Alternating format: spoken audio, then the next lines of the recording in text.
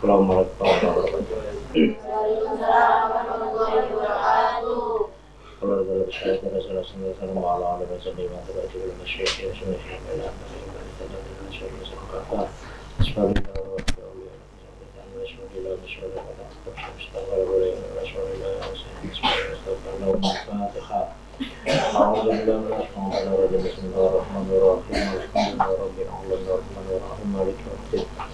Iya karena budaya karena tanpa surang dan mustahil surang terlebih nanong tong bermodal dari mal. Bismillahirrahmanirrahim. Kalau misalnya rahimahullah taala wa nafa'ana fi ma kullu miftawa. Bismillahirrahmanirrahim. Aqum bil wajibi nahwa zawjika. Yan tu'amilaha kama amaratka.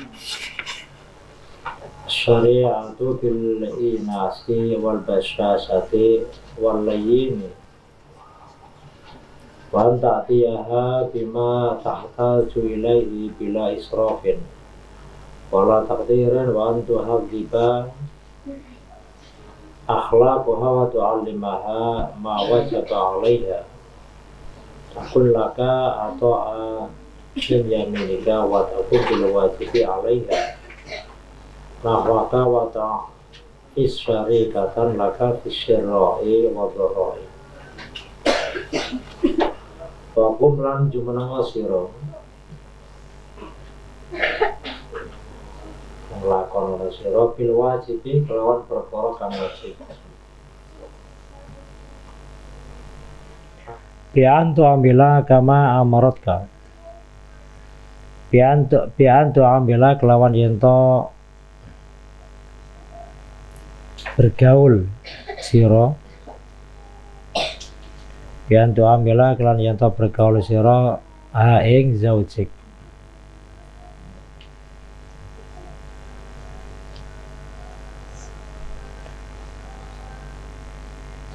kama amarat kaya oleh merintah kama amarat kaya oleh merintah ka ing sira as-syari'atu apa syariat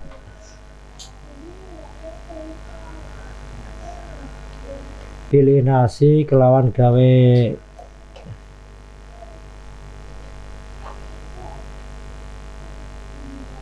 apa inas itu apa namanya alon-alon atau sing nyenengi ati ya. Inas nyeneng di pikiran ngayem ya bahasa yang tepat ngayem nih ati wal basa satilan ajere rai sumringah ya. Oh, bahasa Jawa sumringah ya. Walai ini lan lemes.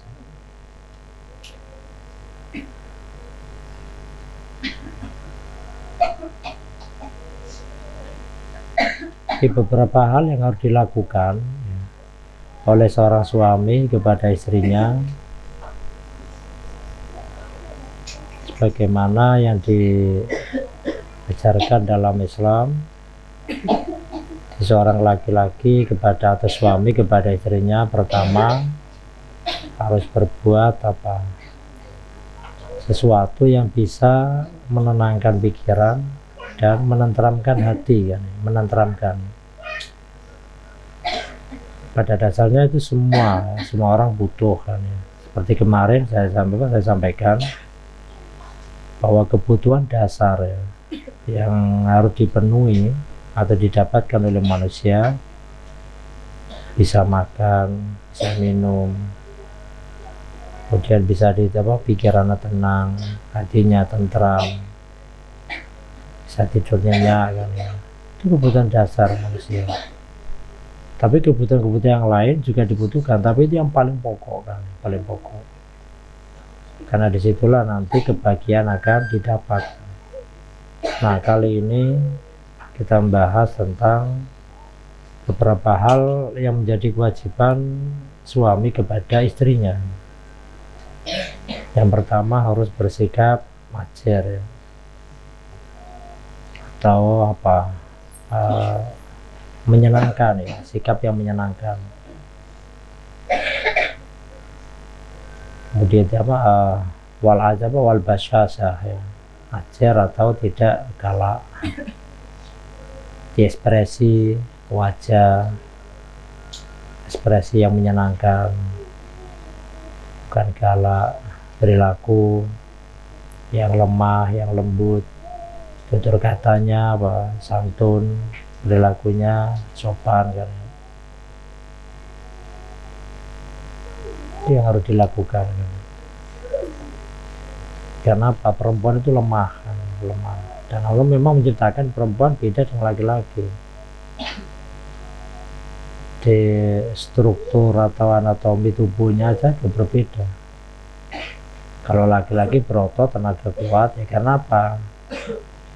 Di situ Allah memberikan beban, kewajiban, harus memberikan nafkah kepada istrinya. Sehingga apa? Struktur apa diciptakan Allah dengan struktur atau anatomi tubuh yang kuat kan. Beda dengan perempuan. Perempuan tidak diciptakan seperti laki-laki. Cenderung lebih lemah dari laki-laki. Maka perlakuannya pun harus sama, harus lemah, tidak boleh kasar. Karena strukturnya seperti itu. Hatinya pun begitu, mentalnya pun sama. Kalau laki-laki cenderung temperamennya tinggi, keras. Tapi kalau perempuan enggak, lain, lembut. Mentalnya pun enggak sekuat laki-laki, gampang tersinggung. Itu perempuan kan. Jadi kalau ada perempuan kalau tersinggung ya memang begitu perempuan kan. Pada umumnya seperti itu. Allah menciptakan seperti itu. Mentalnya juga begitu, enggak sekuat laki-laki. Tenaganya apalagi kan. Maka dalam hal ini seorang laki-laki tidak boleh semena-mena terhadap perempuan. Sampai misalnya perilaku ekstrim kan ya, laki-laki gelut, tengkar sama perempuan ya, bukan selayaknya. Mau kuat dengan yang lemah. Sama dengan perang ya. Kalau perang pasukan nggak boleh membunuh atau menembak orang sipil selain tentara. Itu sama-sama prajurit kan, nggak selevel kan. Jadi perang harus selevel, prajurit sama prajurit sama-sama bersenjata. Dan itu menjadi pelanggaran. Ketika prajurit yang bersenjata membunuh orang-orang sipil atau penduduk sipil, itu pelanggaran perang namanya. Nggak boleh, harus selevel. Yang bersenjata yang lawan senjata. Tidak boleh kemudian ngawur. Masyarakat sipil ditembak, itu nggak levelnya. Nah itu dalam dunia persilatan ya nggak jago namanya. Disebut jagoan ya selevel kan, selevel. Maka perlakuan seorang suami pada istrinya harus lembut.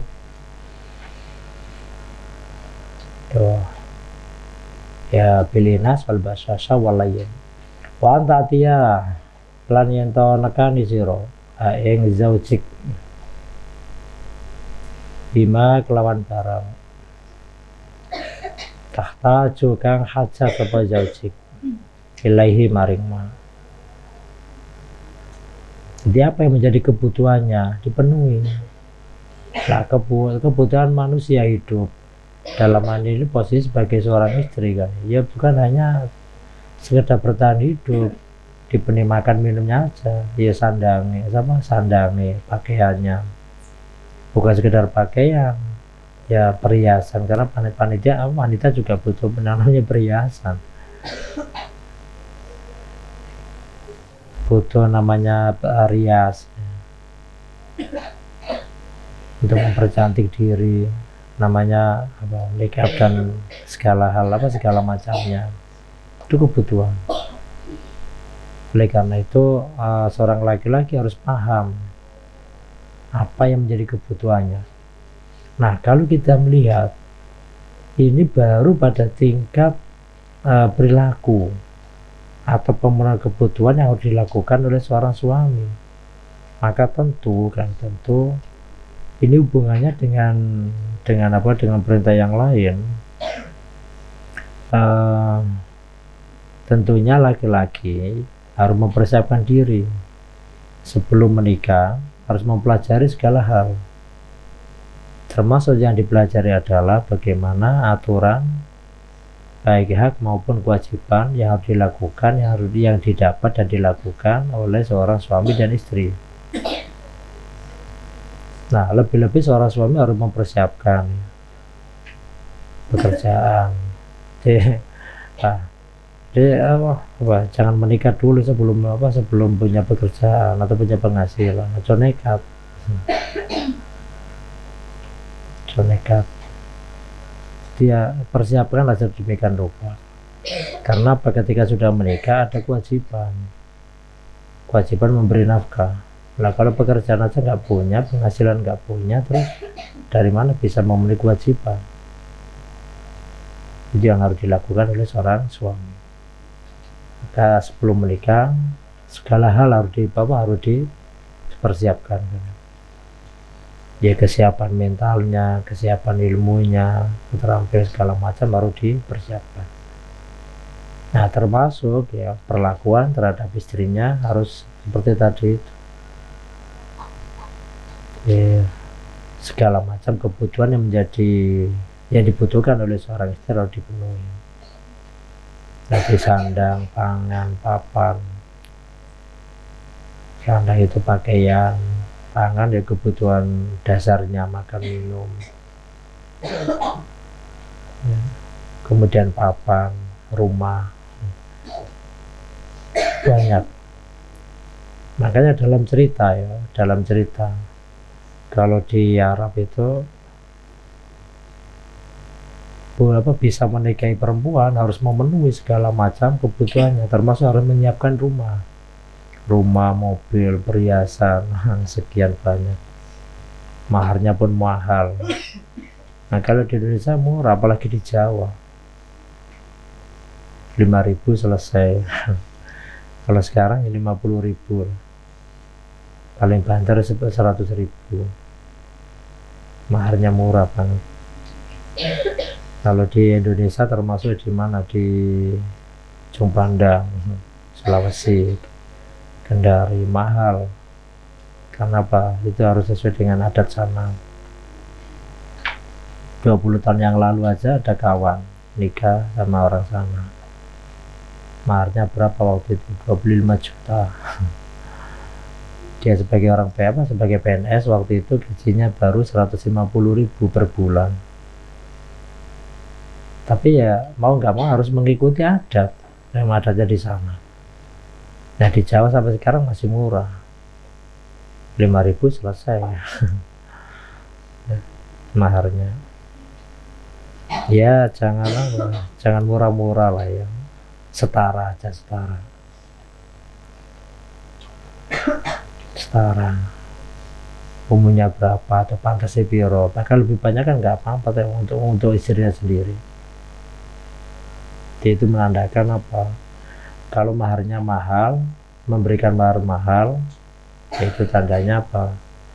Ya, bahwa si suami ini benar-benar sudah mampu mencukupi nafkah istrinya kan.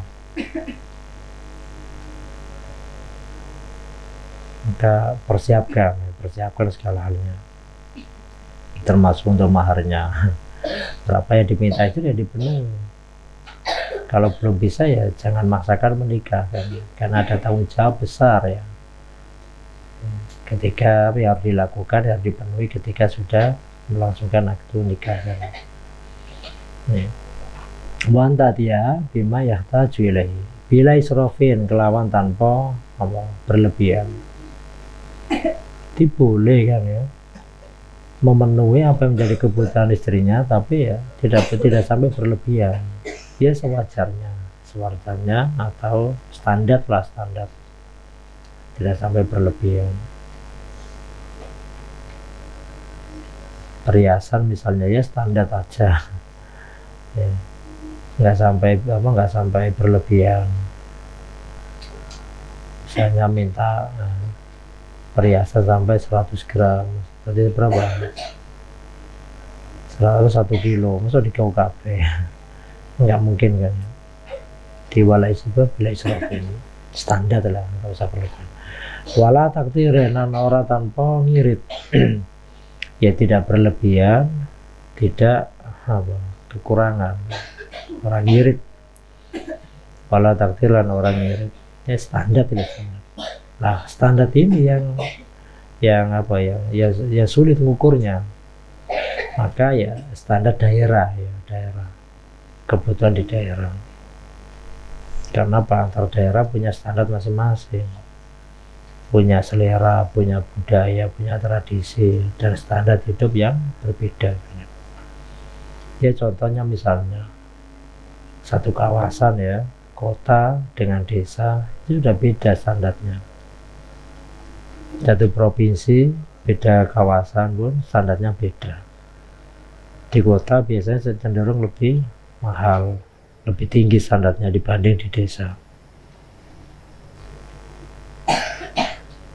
Di bila israfin malah takdir. Wa antu azib lan yen to bersih sira akhlakoka ing pira-pira budi pekertiane zaujik. Jadi setelah memenuhi segala macam kebutuhan dasarnya, kemudian kewajiban yang harus dilakukan lagi oleh seorang suami pada istrinya adalah mendidik perilakunya dengan perilaku yang baik, diajari tata krama.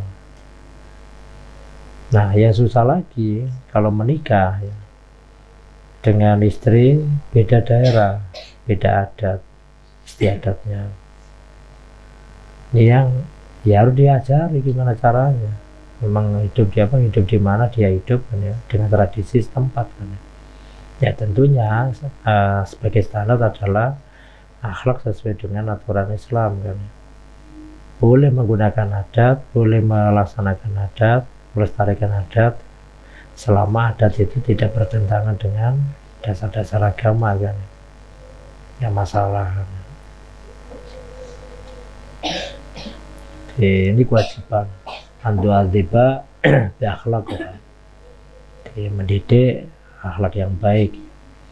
Wadu alima lan ngajari, wadu alima lan ngajaro nasiro kaeng zaujik. Nah kalau ini menjadi kewajiban seorang suami pada istrinya, maka tentu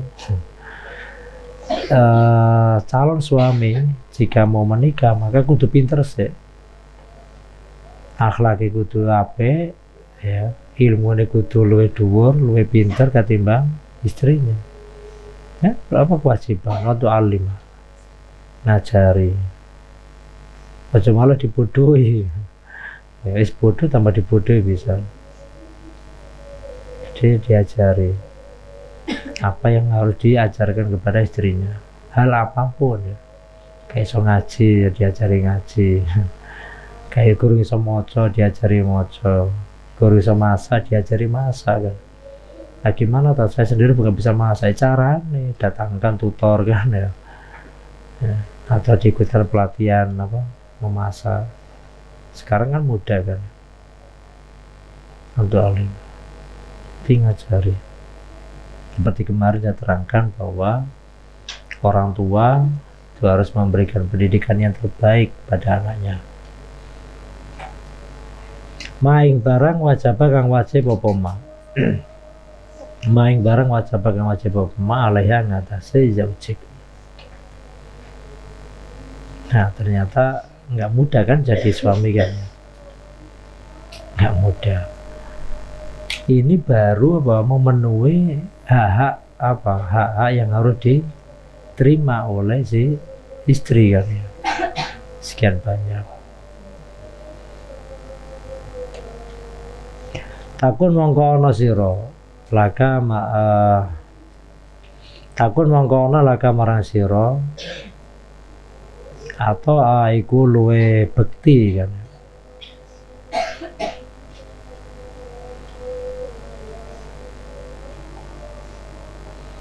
Akun mongko ana sapa jajing la kamar sira atau iku luwih bekti, luwih taat. Min yaminika katimbang tangan tengen sira. Artinya apa? Ini digambarkan kan, pemberian-pemberian yang diberikan atau kewajiban-kewajiban yang diberikan oleh suami kepada istrinya, jika itu betul-betul diberikan, betul-betul dipenuhi apa yang menjadi kebutuhan si istri, maka kan ya si istri akan lebih taat, akan menunjukkan ketaatannya kepada si suami. Nah, ini harus dilakukan. Nah, sekarang pertanyaannya, kenapa kan ya? Akhir-akhir ini misalnya banyak sekali problem perceraian, dan umumnya ini kasusnya adalah pertama perkawinan muda. Artinya apa yang dilakukan oleh pasangan muda, dan tingkat kenaikannya drastis dari tahun ke tahun. Hampir semua daerah mengalami hal yang sama. Tingkat perceraian, kasus perceraian ini semakin tahun atau beda tahun tambah meningkat. Nah, problem utamanya adalah persoalan ekonomi. Persoalan ekonomi. Artinya apa ya? Suami tidak bisa memberikan kebutuhan dasar kepada istrinya, sehingga apa? Istri memilih menggunakan haknya, yakni cerai, namanya fasakh. Jadi gara-gara si suami tidak bisa memberikan haknya kepada si istri. Nah, jangankan taat, malah menceraikan kan ya. Jadi karena apa? Gak diberikan haknya. Nah, beda ketika si suami itu memberikan hak-hak dasarnya, bahkan sampai mencukupi kan ya, apa yang menjadi kebutuhan si istri ya, dia nggak akan nggak akan menceraikan, tidak akan memilih jalur fasakh kan ya, tapi akan semakin taat dan patuh ya, kepada suaminya. Jadi baliknya, menolong ya tertolong kan, memenuhi ya dipenuhi, bahkan dipenuhinya ini lebih banyak daripada kewajiban yang diberikan. Kewajiban suami memberikan istri ya, ini nggak seberapa dibanding keberapa yang diberikan oleh istri sebagai terima kasihnya kepada suami yang telah memenuhi kebutuhannya. Itu timbal baliknya. Maka ini bisa menjadi teori kan ya, bisa menjadi teori. Kalau suami misalnya pengen disayang oleh istri ya, penuhilah hak dasarnya. Begitu juga kan ya, kalau nggak mau ditinggal istri ya penuhilah hak dasarnya. Akhirnya apa? Terjalin lagi kehidupan rumah tangga yang baik, antara hak dan kewajiban sama-sama diberikan, sama-sama dilakukan ya, dan didapatkan. Watakum lan nglakonono sira, waltakum lan nglakono sira bil wajibi kelan perkara kang wajib alaiha ngatasi zaujik. Nahwaka ono ing arai sira, watai selan urip sapa zaujik, syarikatan khale berserikat ya, kekancan, bebarengan ya, bebarengan lah laka maresiro fisyiraya dalam tingkah bunga podoroilan dan dalam tingkah melarat. Nah, kalau sudah begitu kan si istri akan siap hidup bersama dengan suaminya dalam kondisi apapun. Dalam kondisi suka ya bersama, dalam kondisi susah ya bersama. Nggak ada yang namanya gugat menggugat, benci juga nggak ada. Artinya apa? Taat. dan patuh serta menerima dan mendampingi suami dalam kondisi apapun. Nah, kalau nggak dipenuhi hak dasarnya, satu saat kan ya, istri akan marah. Puncak marahnya ketika nggak dipenuhi hak dasarnya, misalnya si suami misalnya bangkrut, dia akan lari. Karena apa? Selama hidupnya nggak pernah diuntungkan, nggak pernah disenangkan, nggak pernah dibahagiakan, pasti lari. Beda ketika apa yang menjadi kebutuhan dasar si istri ini benar-benar dipenuhi, maka si istri akan menunjukkan ketaatannya, atau bahasa sekarang ya cintanya kepada si suami. Sebagai bukti cintanya pada suami, maka si istri ini siap menghadapi kondisi kehidupan. Dalam kondisi enak, senang, bahagia, uang banyak, ya dia ikut senang. Sebaliknya dalam kondisi ya bangkrut misalnya, susah, dia tetap mendampinginya. Artinya siap hidup bersama dengan si suaminya. Nah, inilah dampak ya, atau akibat atau hal yang didapat ketika seseorang memberikan sesuatu kepada orang lain. Dia didapat suatu saat dia mengalami susah, akan ada yang membahagiakan, ada yang menghibur kan. Nah, kalau orang nggak pernah sama sekali menghibur, menyenangkan orang pada saat susah, ya dibiarkan, nggak ada yang menolong. Makanya siapapun yang pernah menolong, pasti pada saatnya dia butuh pertolongan, ada yang menolong, itu pasti. Dan ini pada siapapun. Berkali-kali saya ingatkan, selama bisa berbuat menolong pada siapapun ya tanpa pandang bulu, tanpa mempersyaratkan apapun, lakukan. Karena pada saatnya, jika kalian butuh pertolongan, pasti akan tertolong. Itu pasti, nggak mungkin tidak. Pasti tertolong. Ajaran agama seperti itu. Siapa menolong, pasti tertolong. Nah, cuma dalam hal ini kan dibagi-bagi kan ya, menolong siapa kepada siapa, dalam hal apa, kapan, di mana kan. Hanya persoalan itu aja. Tapi prinsipnya, siapa yang mau menolong orang lain, dia akan tertolong. Itu pasti. Termasuk tadi melalui kewajiban seorang suami kepada istrinya, penuhi apa yang menjadi kebutuhannya. Si istri akan menunjukkan ketaatannya, menunjukkan cintanya, menunjukkan senangnya pada si suami. Dan itu akan berlebih kan ya, berlebih.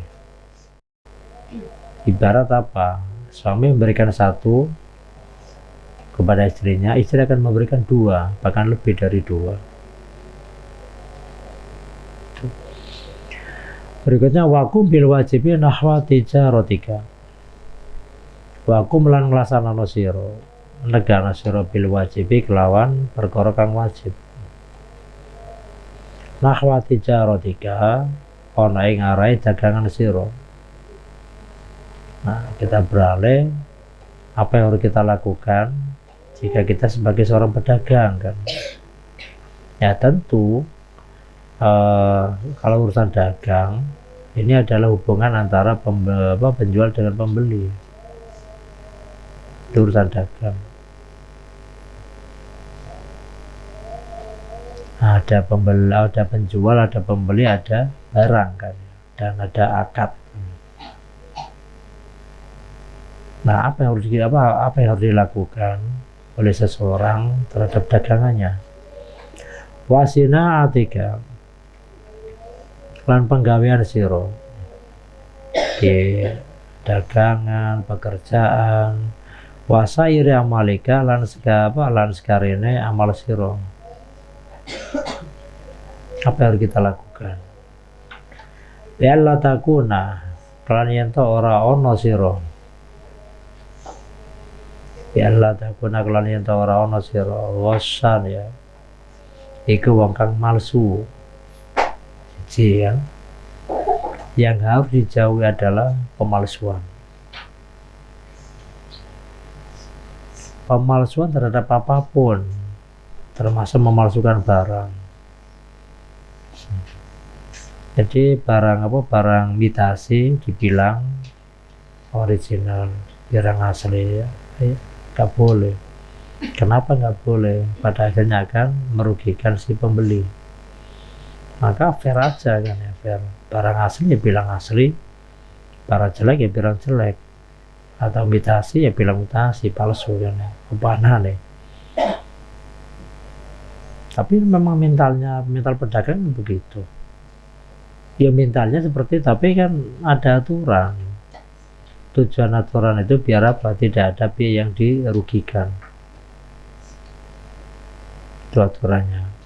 Malah latakuna ghosan, tidak boleh memalsukan barang.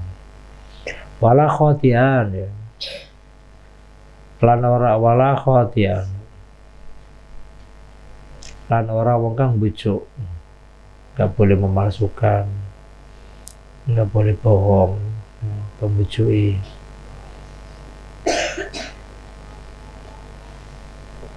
Nah, termasuk dalam hal harga. Tidak belum ada yang menawar ya jangan bilang sudah ada yang menawar.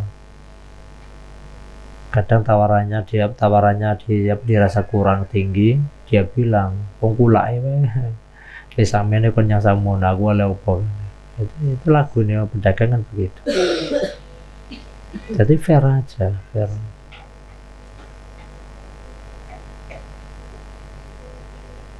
Kalau memang menunjukkan harga kulaan ya bilang apa adanya. Ki barangku kondisi koyo ngene, aku kulake sakmene, tak tol sakmene nek gelem ya. Monggo nek gak gelem ya enggak apa-apa. Itu malah enak, fair kan ya. Fair. Istilahnya coba pada ngarep. Jadi sama-sama tahu kan. Sehingga tidak ada rasa kecewa. Nah, jadi jangan memalsukan. Saya ini malah macam-macam. Kain misalnya warnanya jelek, itu bisa kelihatan bagus karena dibantu dengan sinar lampu kan ya. Dibikin sedemikian rupa sehingga agak kelihatan jeleknya. Begitu terbeli bawa pulang baru kelihatan aslinya, ternyata jelek. Nah itulah gaya-gaya ya orang jualan produk. Maka di sini dilarang. Nah larang-larang seperti ini dalam rangka biar tidak ada pihak yang merasa dirugikan. Wala murawijan, lan ora wong kang mayok-mayokno, ngaco-ngacono barang kowe apa ngene. Ada kono laku keras, padahal pada sing tuku kan. Di ngaco-ngacono barangnya ora entuk.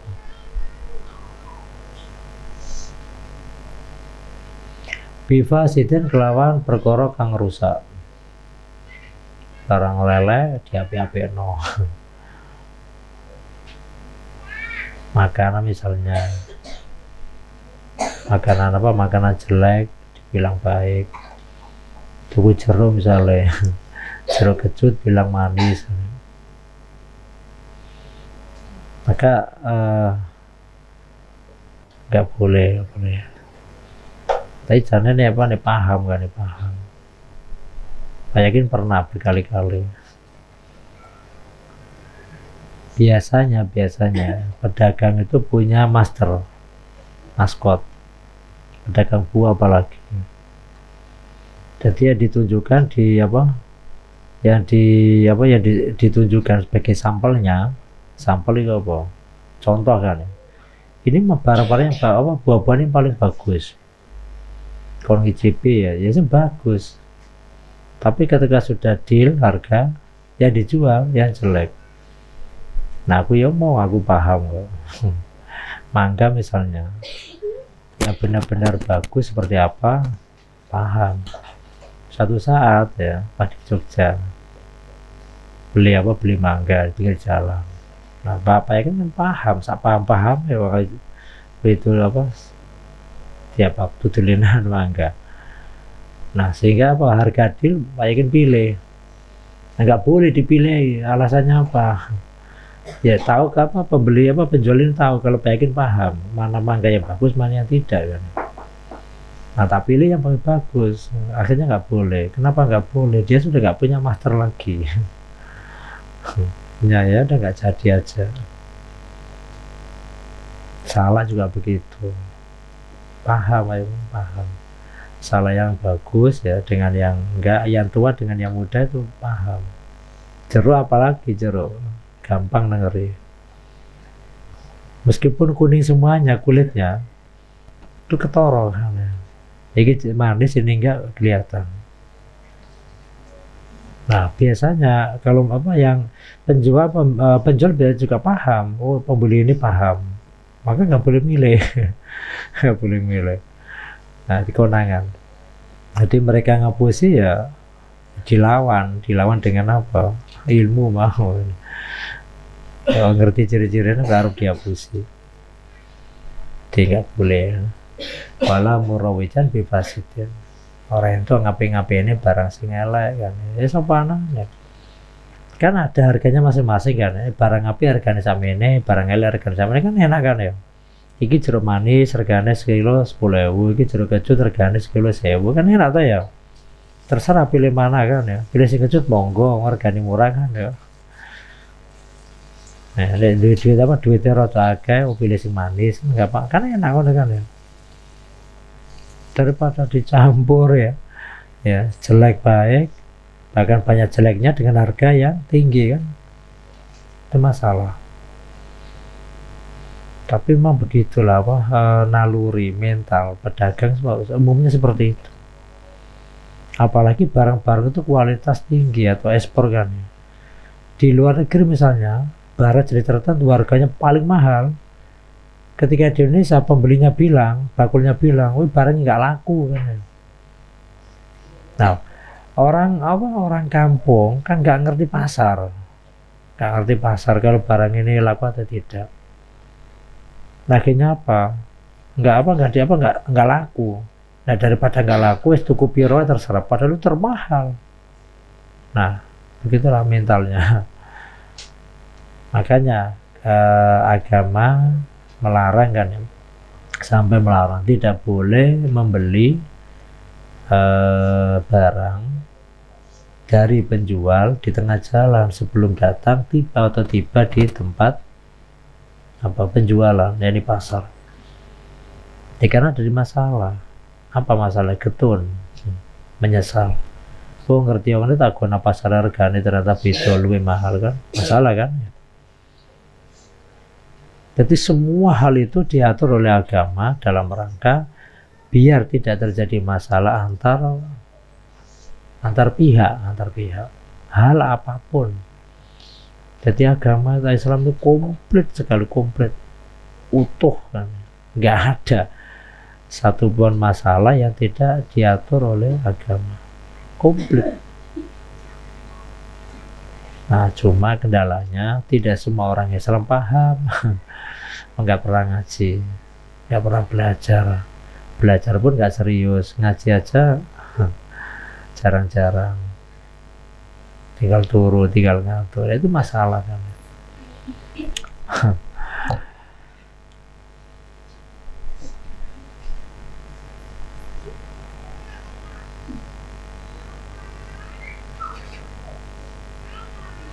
Wala muhabidan lan ora wong kang ngalem ya, wala muhabidan lan ora wong kang ngalem li awaren ing pira-pira cacat.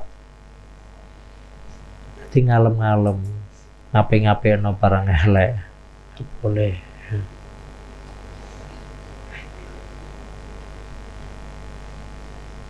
Makanya Rasulullah kan pernah ya, ketika Rasulullah melakukan inspeksi,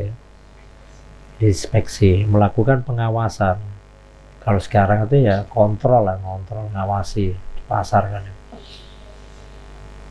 Nah, Rasulullah waktu itu nemui seorang pembeli, seorang penjual kurma. Kurmanya ada di dalam satu karung misalnya. Feeling Rasulullah sudah membaca kurma ini nggak baik semuanya, hanya baik di permukaannya. Rasulullah tanya, bagaimana kondisi kurmamu? Apakah sebaik dengan yang bawah juga sebaik yang di permukaan? Oh ya, ini baik semuanya Rasul. Nah, karena Rasul sudah membaca, feeling Rasul sudah membaca bahwa ini nggak benar kan. Akhirnya Rasul memasukkan tangannya sampai ke dasar karung itu. Apa yang terjadi? Ternyata kurma itu hanya baik di permukaannya, yang bawah jelek kan. Yang bawah jelek. Nah, kalau jual akhirnya pembeli tertipu. Apalagi jualnya karungan kan. Ternyata sampel atau contoh ya, itu hanya contoh kan ya. Tapi barang yang dijual tidak seperti yang dicontohkan. Akhirnya terjadi peminsalan. Maka larangannya wala mukhabidan di awal. Tidak boleh ngapain barang sing elek kan. Elek. Maka ada harga sendiri. Atau istilah sekarang barang BS-an ya, barang sortiran. Jadi barangnya cacat. Ya tentunya dengan harga tersendiri lebih murah daripada barang yang baik. Wala matihan ya.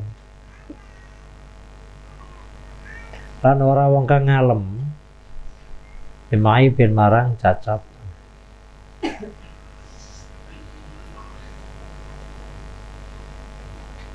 Taro mongko ningali sira afidatan nasi ing pira-pira atine menungso.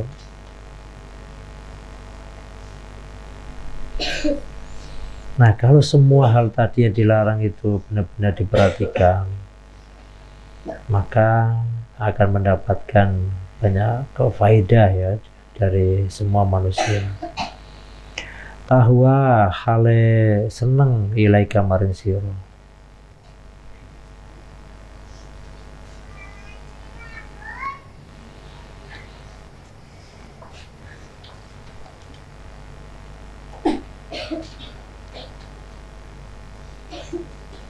Jadi kalau nggak kenapa penjual benar-benar jujur, bukan hanya jujur, sopan, santun dengan pembeli, karena pembeli itu raja, maka harus memperlakukan dengan baik. Nah, kalau sudah seperti itu yang dilakukan oleh penjual, maka taruh afidatan nas tahwiya ilaika. Semua pembeli akan senang. Dan jika pembeli itu senang, dia akan bercerita kepada siapapun orang yang sekiranya butuh barang dengan yang dia beli, akan bercerita. Mana ibu-ibu, cepat ya ceritanya. Nah, tuku sandal sak kampung ngerti kabeh diceritani kan. Oh, iki bar tuku sandal murah pas promo. Akhirnya pas semua orang kampung berduyun-duyun nyerbu kan ya, mau beli barang itu. Itu dampak. Artinya siapa yang menanam kebaikan pasti menuai atau panen kebaikan juga. Siapa yang menanam kejelekan, dia akan mendapatkan atau memanen kejelekan juga. Itu hukum alam. Maka nggak ada semua manusia ya yang menginginkan kejelekan, semua akan menginginkan baik.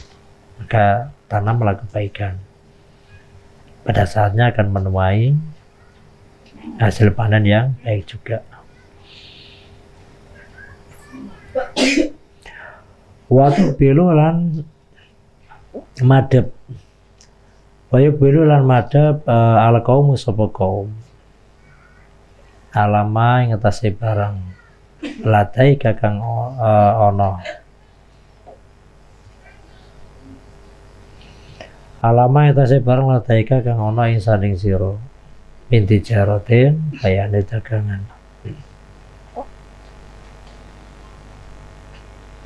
Wasona aten utawa penggawean. Aw amalen utawa amal.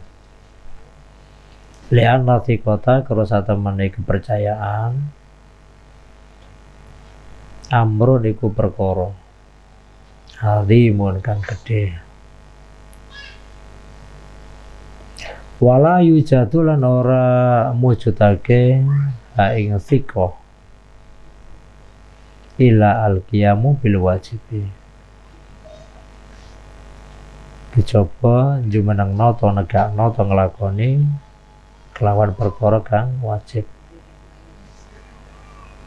Di seseorang tidak akan mendapatkan derajat yang tinggi. Seseorang tidak akan mendapatkan kepercayaan yang besar dari orang lain jika seseorang itu tidak membangun kepercayaan pada dirinya untuk orang lain. Nggak mungkin orang itu bisa percaya kalau tidak mau membuktikan kebenaran. Makanya opanan jangan membuat-buat, jangan bikin-bikin, jangan memanipulasi. Memanipulasi itu apa? Membohongi. Fair opanan. Nah, satu pelajaran yang diberikan oleh Rasulullah kepada umat manusia adalah kejujuran kan? Dalam hal berniaga. Rasulullah termasuk pendatang pertama di zamannya kan ya. Pendatang pertama yang masih muda tentu juga belum berpengalaman meniagakan dagangan yang cukup besar lintas negara. Ya bahasa sekarang adalah eksportir kan. Nah, Khadijah mempercayakan Rasulullah sebagai pimpinan pedagang kan. Atau pimpinan rombongan mau mengantarkan barang dagangan ke negara lain ini. Nah, modal utama Rasulullah ya ini hanya kejujuran. Ternyata pada waktu cepat dagangan Khadijah ini laku keras dan terus berkembang. Sampai para eksporter yang lain, owner dagangan ya, terus penjual yang lain, bos-bos yang lain itu cemburu kan. Semuanya pengen merekrut Rasulullah agar meniagakan dagangannya. Karena apa? Dagang Rasulullah yang meniagakan dagangannya Khadijah ini berkembang pesat. Sehingga para eksportir ini pengen merekrut ya Rasulullah menjadi penjualnya atau marketingnya. Nah, apa sikap Rasulullah? Satu ya, Rasulullah tidak mudah terpengaruh oleh tawaran orang lain. Karena apa? Sudah mendapatkan kepercayaan dari Khadijah. Nah, beda dengan orang sekarang. Sudah dapat pekerjaan dari orang awal, di tengah jalan dan nawar melu aku aja, tak bayar sama ini. Akhirnya terkecoh kan ya, terpengaruh sehingga meninggalkan pekerjaan lama ke pekerjaan baru yang dirasa lebih baik. Tapi Rasulullah enggak. Rasulullah konsisten orangnya, istiqomah. Dia tetap meniadakan dagangannya Khadijah. Nah, kenapa banyak pedagang yang senang dengan Rasulullah? Meskipun sama-sama eksportir, sama-sama pedagangnya, bahkan para pembeli semuanya senang dengan Rasulullah. Karena apa? Kejujuran. Di modal utama Rasulullah adalah kejujuran. Ya tentu ya pengetahuan, kemudian keterampilan ini ya tentu dibutuhkan kan, tapi kejujuran itu termasuk. syarat mutlak ya yang harus dilakukan oleh siapapun, termasuk dalam halnya adalah berdagang. Nah, contoh yang diajarkan oleh Rasulullah seperti itu. Sehingga para Rasulullah di zaman itu kan waktu saat meniagakan harta dagangannya Khadijah terkenal di mana-mana. Keterkenalannya bukan hanya di kalangan para pedagang tapi juga pembeli. Seantero Arab kenal semuanya bahwa Rasulullah adalah orang yang jujur. Dan semua mengakui bahwa Rasulullah adalah jujur, baik orangnya.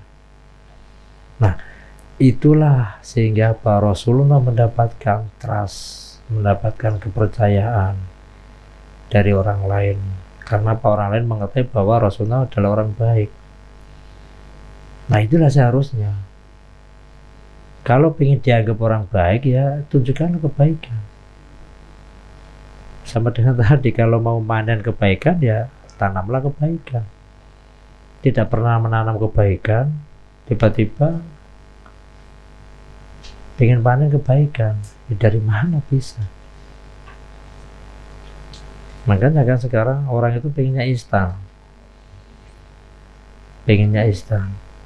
nggak pernah berbuat baik kepada masyarakat, tapi masyarakat dipaksa untuk mengakui bahwa dia orang baik dengan cara apa? Disuap 50.000 kon milih dirinya, kon ngaku bahwa dirinya orang baik, calon pimpinannya baik. Jangan.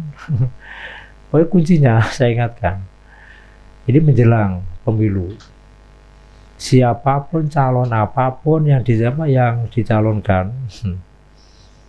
mbok PRT, mbok petinggi, mbok lurah, mbok DPR, mbok nek nganti nyogo jadi pilih, bohong gitu, bohong. Itu dia bukan orang baik. Jadi kan kita sudah belajar kan bahwa kebaikan itu harus dirintis dari awal dan nggak bisa mengada-ngada. Ya. Kita normal aja. Saatnya melakukan kewajiban kita lakukan. Kita nggak perlu minta-minta pengakuan pada orang lain. Apa sih artinya pengakuan? Gak ada artinya apa-apa. Pengakuan itu adalah hak orang lain. Mau mengakui ya silakan, nggak mengakui ya nggak apa-apa. Kita melakukan kewajiban kan ya. Enak kan ya.